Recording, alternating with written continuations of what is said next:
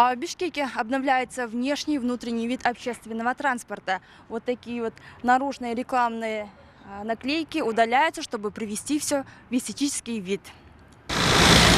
В некоторых микроавтобусах встречаются поломанные, порванные сиденья, да и в целом салоны микроавтобусов не отличаются особым удобством для пассажиров, что вызывает у горожан дискомфорт при поездке в таком транспорте. В этой связи муниципальные власти проводят работу по улучшению внешнего вида общественного транспорта.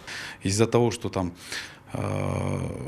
рекламная продукция, вот эти вот наклейки, они из-за воздействия солнца быстро выгорали, и внешний вид очень сильно портился, что, естественно, влияло на внешний облик в целом по городу.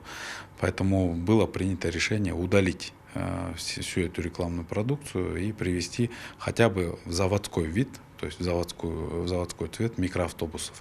Департамент транспорта и развития дорожно-транспортной инфраструктуры Бишкека старается оперативно реагировать на обращения горожан. Данную инициативу поддержали транспортные предприятия.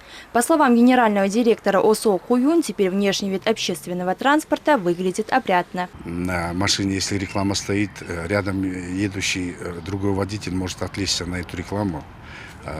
Может, внимание туда уйдет, может совершить ДТП, с одной стороны. Потом самое главное, это то, что Бишкек – это столица Кыргызстана. Все равно, когда машина эстетичный вид, одним цветом, без всякой рекламы, это, я думаю, наверное, для гостей и для жителей Бишкека это очень хорошо. В общественном транспорте уборка проводится 2 раза в день. Кроме этого, сами водители тоже следят за чистотой салона. Один из них – Батырбек Караулов, который 10 лет работает в этой сфере. Он просит горожан ценить труд сотрудников транспортных компаний. Каждый день здесь машину делаем уборки, чистим, чтобы было приятно для наших горожан, чтобы у нас была чистота и удобство. Мы хотим призывать наших горожан, чтобы держали внутри автобуса чисто и аккуратно, чтобы не мусорили, не всякие не бросали.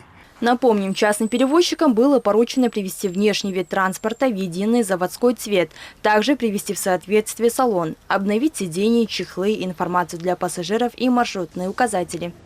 Альбина Айбекова, Чингис Торайбек уулу, ЛТР, Бишкек.